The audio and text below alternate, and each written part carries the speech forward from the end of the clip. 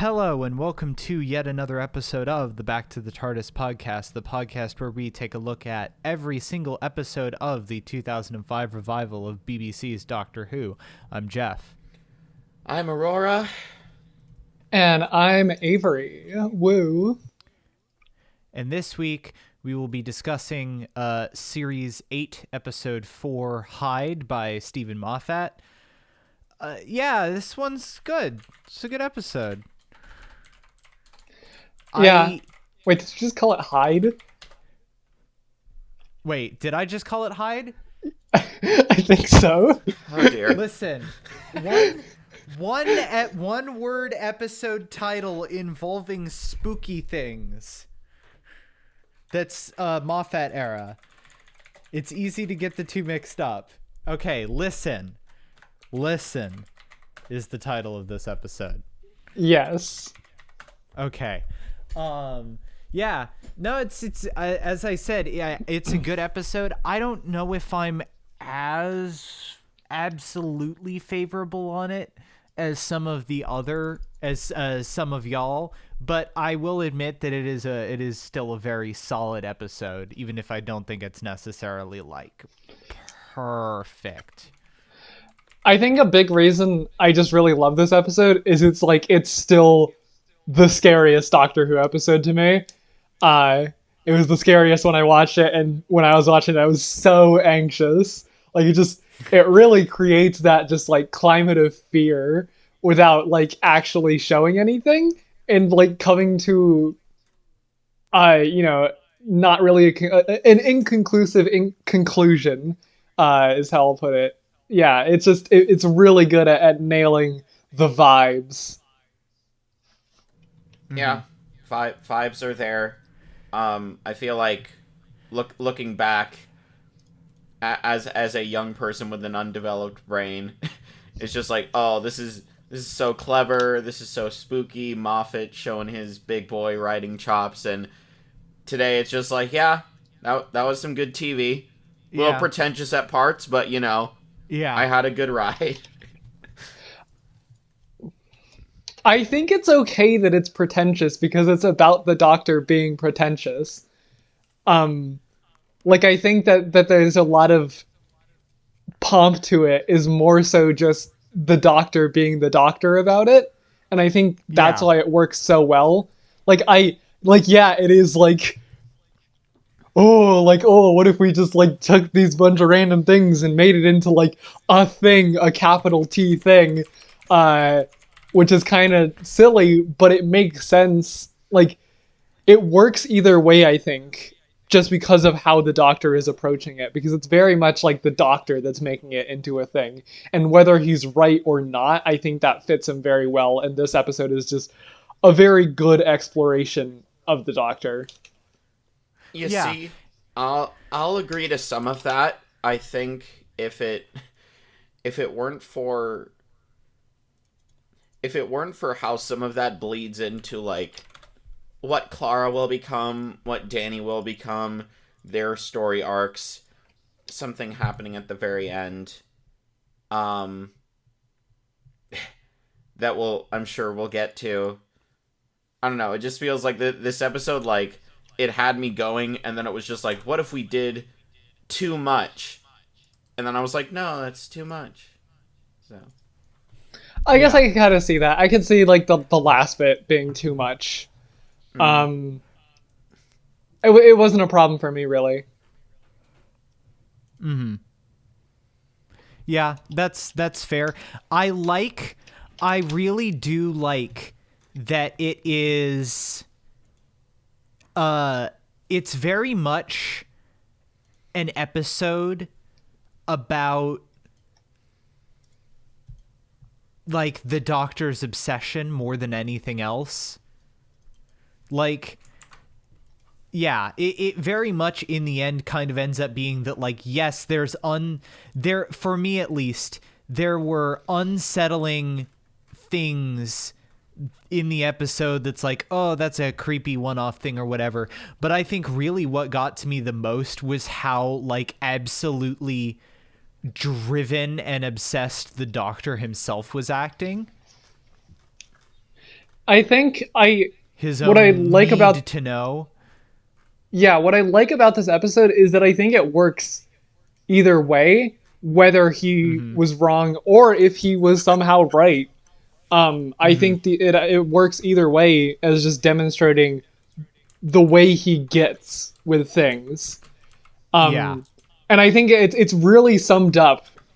Like this entire episode can be summed up with an interaction like right near the beginning where he's sort of like he picks up Clara, he's ranting and raving, and she just like very concernedly says, "How long have you been traveling alone?" And Yeah. he says, Yeah. "But what if I haven't?" And it's just that sort of like deflect the way he Yeah. deflects from that into his own thing, and it's so good.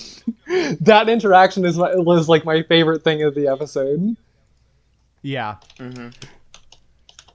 Yeah, the opening Absolutely. monologue is a great tone, atmosphere setter for all the minor complaints. I'll say the direction of this episode has great atmosphere, great tension. Makes sense. This was the director that directed Cold War, I believe is the episode name, which feels very tense, very confined. That What? I was thinking about the lighting. And I was Yeah. like, it because I remember that's the one episode where we were like, wow, the lighting in this episode is so good, and this is the other episode where I was like, wow, the lighting in this episode is so good. Fun fact. Also directed every single episode of season 1 of Good Omens. Huh. Over on Amazon Prime. So that's neat. But yeah, just this episode is a 12 episode. It's a Capaldi episode. It's basically like prototype Heaven Sent for all the ways in which like there's the psychology of the Doctor and how that's the greatest strength. Yeah. We even get the chalkboard introduced here, which is like probably one of my favorite like B 12 or C motifs tier like additions to Capaldi's TARDIS. It's a good time. Yeah. Well, I think chalkboards just end up being a motif for 12 in general, especially in like because it comes back in season 10. Absolutely, that's what I was thinking. But yeah, that whole the cold open is so good because it's just like let's give Capaldi like 2 minutes to just do his fucking thing, and I love that.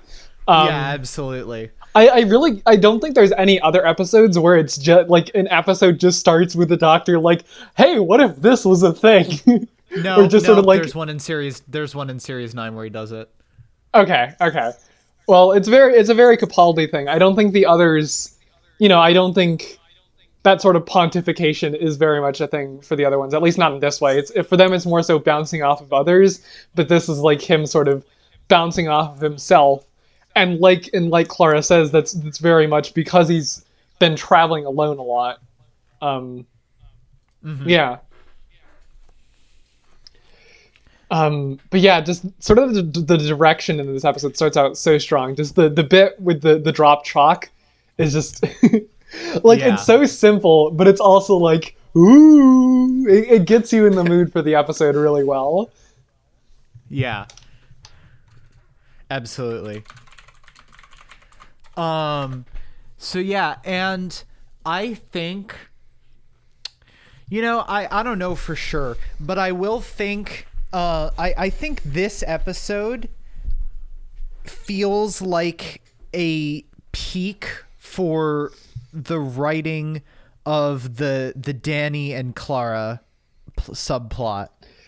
Yeah, I'll admit to that. That's sad, but yeah. But it feels like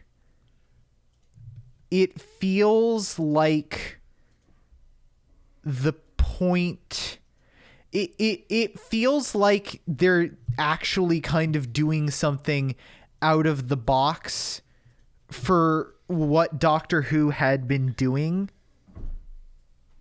at that time. Like it feels like they went a little bit more out there with this one and really kind of focused it direct in on their relationship. Like, I guess you kind of had Rose and Mickey, but that never really felt like it was as much like a focal point as this. The problem is Yeah.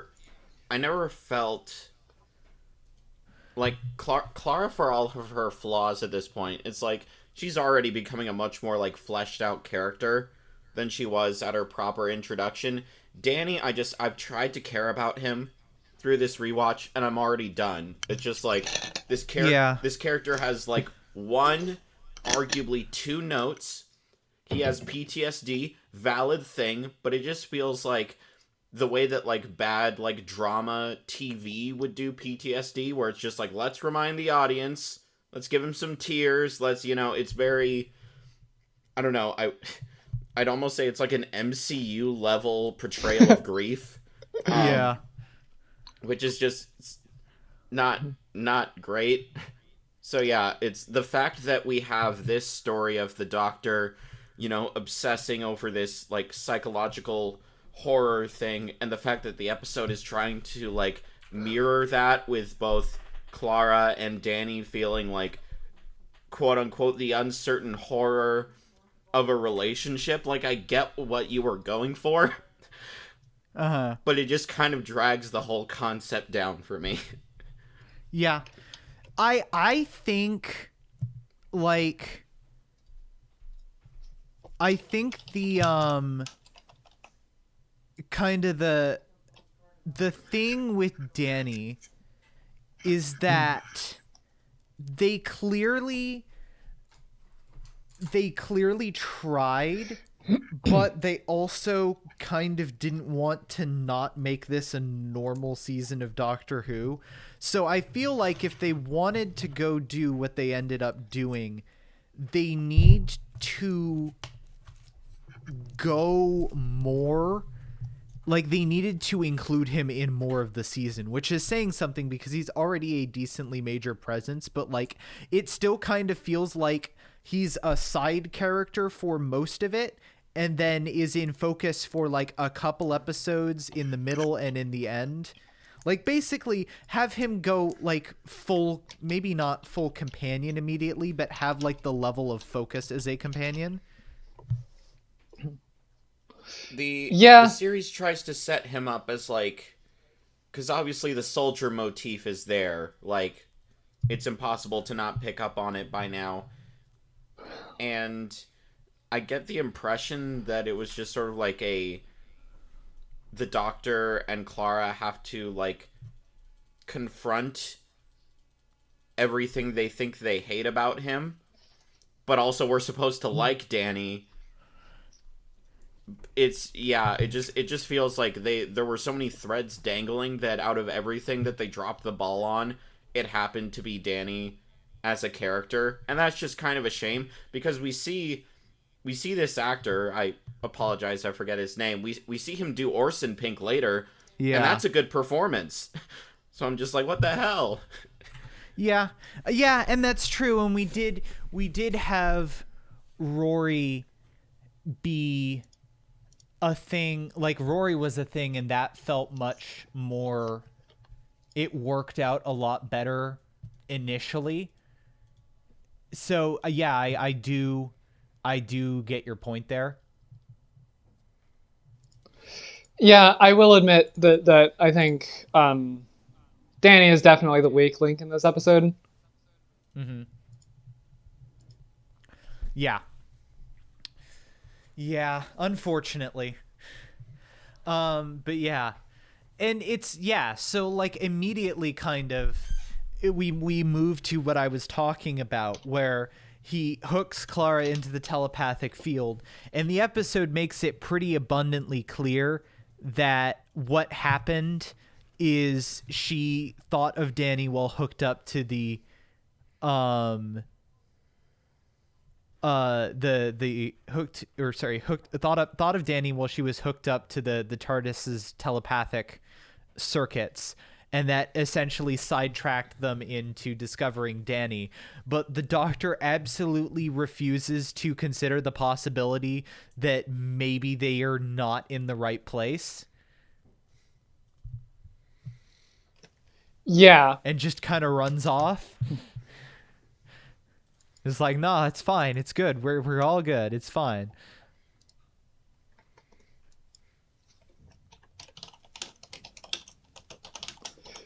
Uh, yeah, that whole bit is like I think older Danny is like a weird presence in this episode, but I really don't mind that they went to his childhood in this episode. Like I think it's a Yeah. good setting. I think it's a good setting. I think it's an interesting direction to take the character.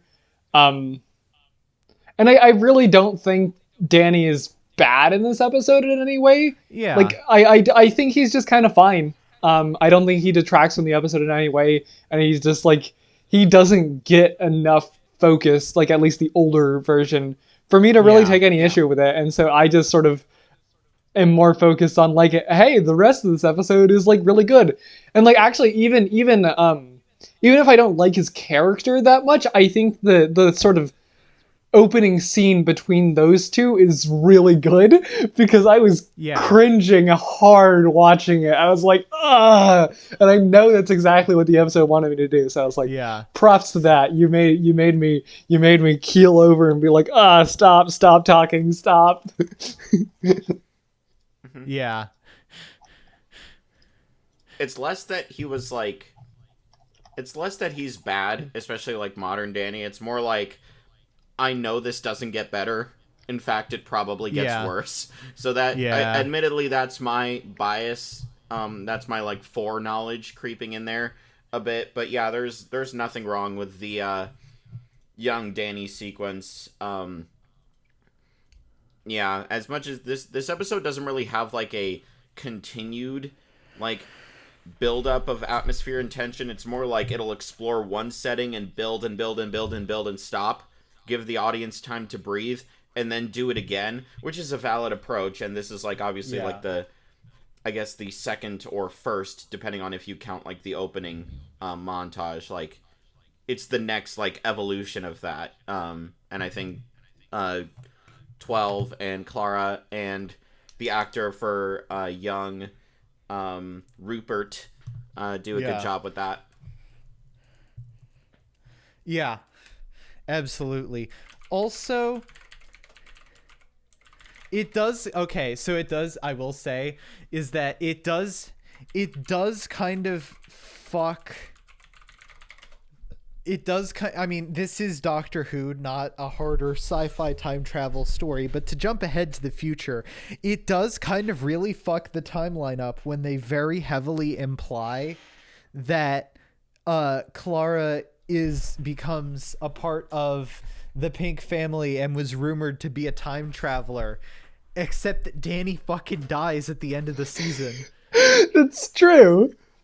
Oh, Orson Like- Pink absolutely breaks the rest of Series 8 and into Series 9 canon. It's impressive. Now, I think that this is a case more of wibbly wobbly timey wimey than of they just didn't think of it, because they wrote all this shit at the same time. They had to have thought of it. Yeah. Here's my argument, right? Even if they did plan this out, this doesn't really work for me because like I forget exactly how they explain like what he's done. Like he's a proto like time traveler, like he's one of the first like pioneers. Yeah, basically they made a capsule. He was the test pilot for like the first capsule that they sent out, and it ended up fucking up and sending him way farther forward than they intended. That feels like a fixed point thing for me. And if that's true, then that completely fucks up like everything they do with like the fate of what Danny and Clara get. So to me it's just like I've just written it off. It's just like, well, clearly maybe he's like a nephew or something, and they just basically pull back on the Clara thing. I don't know, man. Like if RTD2 comes around and the 14th Doctor travels with another ancestor of Orson Pink that's also a time traveler, I'll eat my fucking hat, okay? Until then... That's not gonna happen. Yeah. Anyways. I think, I mean, talk about timeline ruining stuff. I mean, just also seeing the Doctor as a child is now a bit dated. Yeah. Yeah. There's that, but also like yeah. That's where the episode Just officially there's- goes too far for me. That Yeah, no, I agree. I think it's a continuation of the thing that I didn't like about Name of the Doctor. And I think as I think about it more, I really feel like they got, I don't necessarily in concept mind the fact that they ended up doing this, that I don't hate the concept of the companion being this involved with the Doctor's past necessarily. However, I think it really clashes. Like it basically, the fact is that we are already several companions into New Who, and none of them really were given that level of importance before, and it feels inconsistent with Clara and makes her feel more Mary Sue, and I don't necessarily think that was the intention, but it's kind of what ended up happening. yeah, I think New Who has kind of always tipped more into that scale than at least what Yeah. I've seen Oh of no, classic. absolutely. Yeah, because Rose absorbs the time vortex. She becomes like basically a god. Um, Martha saves the world. Donna saves the universe, but there's consequences like emotionally and like within the narrative that like they can't travel with the Doctor anymore for whatever reason. And here Clara Yeah. is like, I could excuse it the first time around with Name of the Doctor. If I tried with a headcanon, I could be like, well, okay. Originally, Clara wasn't a part of his timeline. She only went in there to undo all the damage that the Great Intelligence did. It's not like she was always there, it's just now she is. And I could accept that. But in this episode, they Yeah. somehow get to Gallifrey in the past, which I'm pretty sure shouldn't be possible, but whatever. We'll fucking ignore that part. And then she gives the Doctor basically like a distilled version of the awesome speech he gives to Rupert Pink Yeah. in the Yeah. in the orphanage. I think it's an orphanage. Yeah, so she like does that. So it's like, well, one of the most awesome moments in the episode. It's like Moffat couldn't help but be like, "Whoa, brain blast! What if?" Yeah.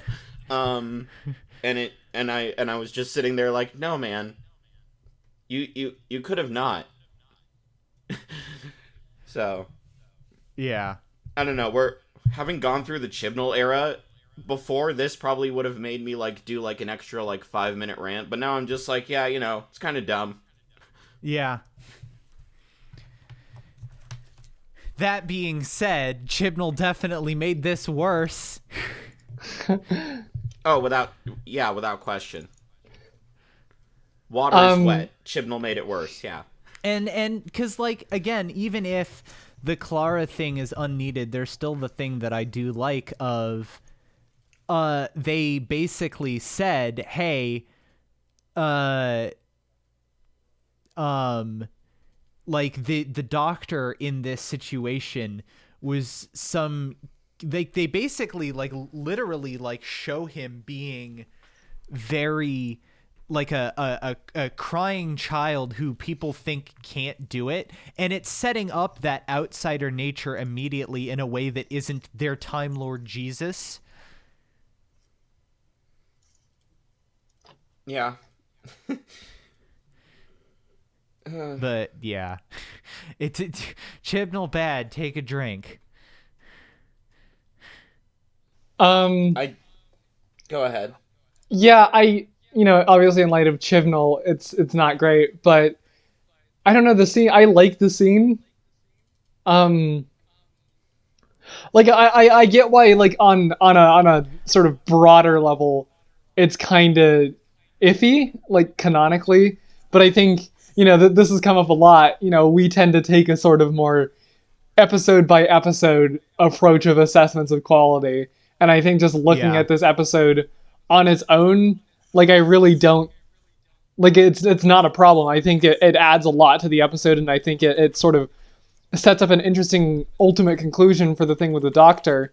And also, I think sets up something interesting in the relationship between them, especially because it leads to the moment where she's just like, "Don't check where we are, like don't look." Yeah. Um, Yeah. and it's sort of an inversion of what they did earlier, where now sort of she's in control and she's the one who knows something that he doesn't get to know. Um, Yeah. so I think that's really good.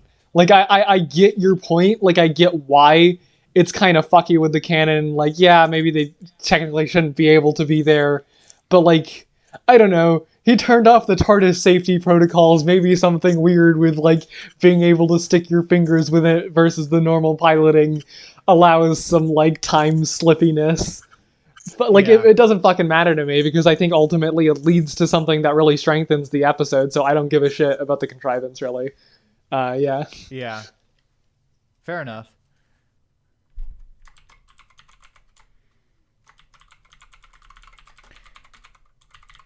And I really like I do really like that bit near the end of the episode where you can really like feel the obsession start to consume him.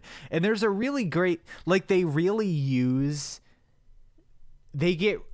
really good use out of like the really the manic grin he can give off.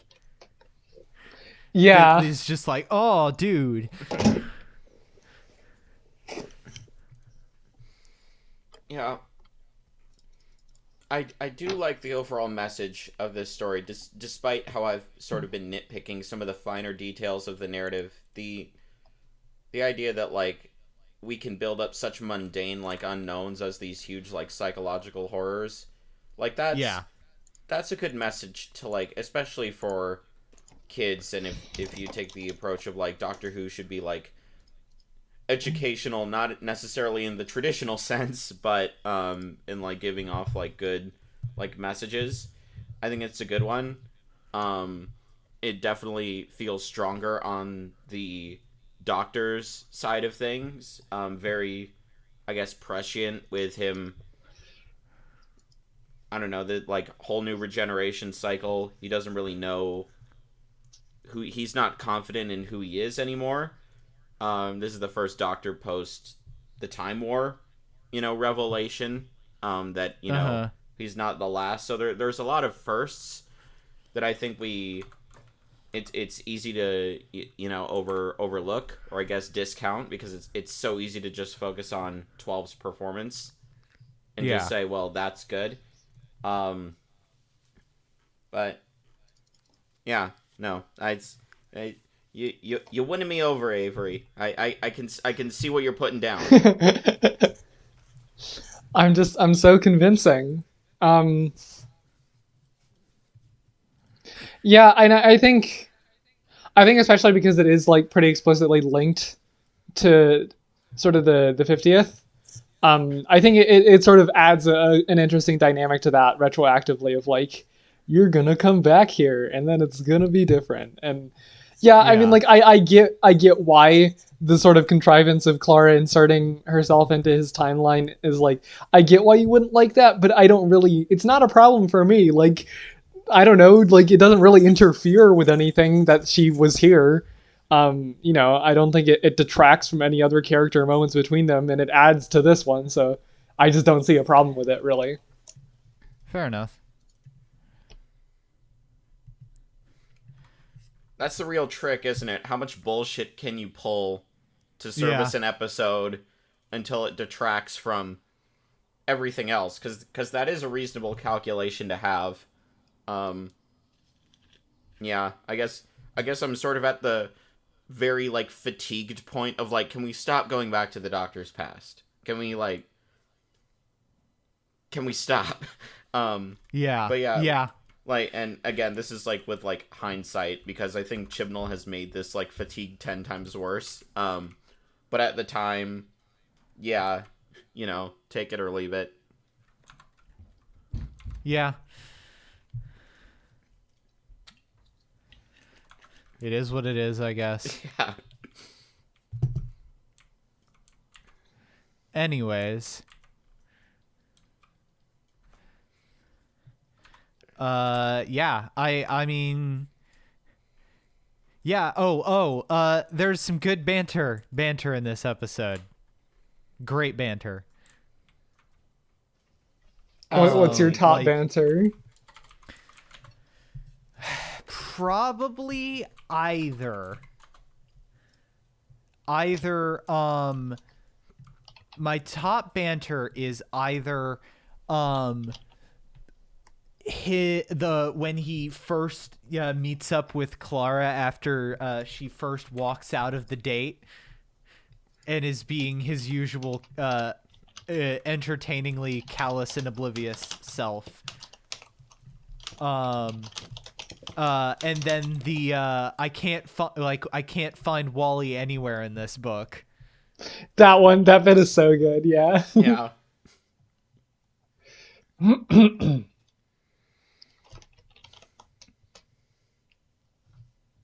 That's no, good banter, good shit.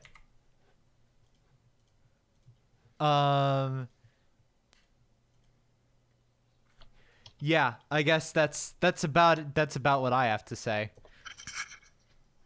We didn't really talk about the Orson Pink section. We kind of just skipped straight to, Clara on Gallifrey. Oh yeah, that's true. Um, I have no major opinions about Orson Pink whatsoever.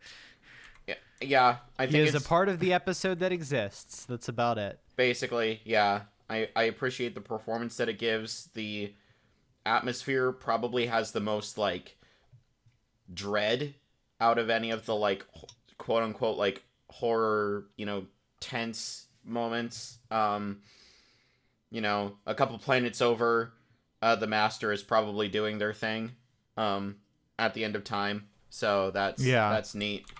I think this is supposed to be like Later. my guess is that this would be later than that. Yeah, because we've gone to like nearly the end of time 3 times, and I think it's like the order is like, the thing with Yana is like things are dying, but there's still like people and entities around. This is a while later when it's like functionally everything is dead, or at least everything within large swaths of area is absolutely death. And then you have the thing with me where it's like, this is literally the absolute end of space, like end of everything closing in. Yeah. So it's like, I think that's the time flux. order. All right. Sorry, just had to get that out there. So true. Yeah, I think, I'm done. All right. So yeah, no, it's a very solid episode, and I think the other thing that I said that I think I forgot to say earlier that I've been thinking about is, like, I'm really glad that this episode exists and is a 12 episode, because this seems like the setup for him to do the usual like, if this was 11, it feels like a setup for him to do the usual Moffat shindig, and the fact that it isn't and is much more of a character study makes me really enjoy it, even if it has some pretty for me some flaws in its final execution of it, but I'd still say it's a very solid A. Yeah, I think I've been ruminating on this for a while. Like, what makes the writing of 11 and the writing of 12 so different? Obviously, some of it is going to be, like, IRL stuff. The fact that, like, I'm pretty sure the Sherlock burden wasn't on him to the same extent that it was. But this just feels like Stephen Moffat is still writing as, like, a fan of Doctor Who, but he's matured. Like, 11 can be your, like, starter character, like, your sort of, like, semi-OC self-insert, but, like, after you've cut your teeth on him a bit, like, this feels like Moffat's Doctor. when I think of like the peak of his writing. And this is Yeah. an example, like, even with all the Moffat bullshit that arguably is going on with this episode, he's still like a genuinely clever writer, and I think that is sort of like forgotten when we make fun of how he thinks he's clever. It's just like, well, there's some truth there. The way he writes, the tenseness, the pacing, which of course is helped by the direction. Peter Capaldi firing on all cylinders. This, again, in my opinion, this is basically his audition for Heaven Sent. In all practicality, the Danny and Clara stuff is passable. It acts as an okay, like, parallel to what the Doctor is going through. It's just when the Doctor stuff is S tier and like the romance stuff is like B tier, it's still like a noticeable like difference in quality. Yeah, I'm gonna go A minus on this one. Fair enough.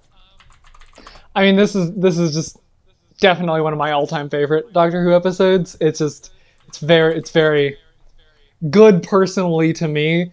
I remember being scared of it as a kid. I was scared of it now. It made me anxious. It made me ah, and I think it's a very good exploration of the Doctor. I don't have, and like, I get why people have some issues with it, but overall I'm like, this is a really fucking solid episode. Like, none of the things that are detracting from it for y'all like detract from it for me at all. So it's like, yeah, it's good. Fair enough. All right. Yeah, I guess that's it for this week. Until then, you can follow the podcast on Twitter at B2TARDISPod and support us on Patreon for a number of benefits, such as early access to episodes, the ability to listen in live to episodes being recorded, and potentially even the ability to guest star upon an episode of your choosing. I'm Jeff. You can follow me on Twitter at WheatleyDL. I am Aurora, part of the Luna Freya system.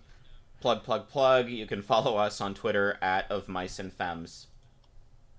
And we will see you all next week.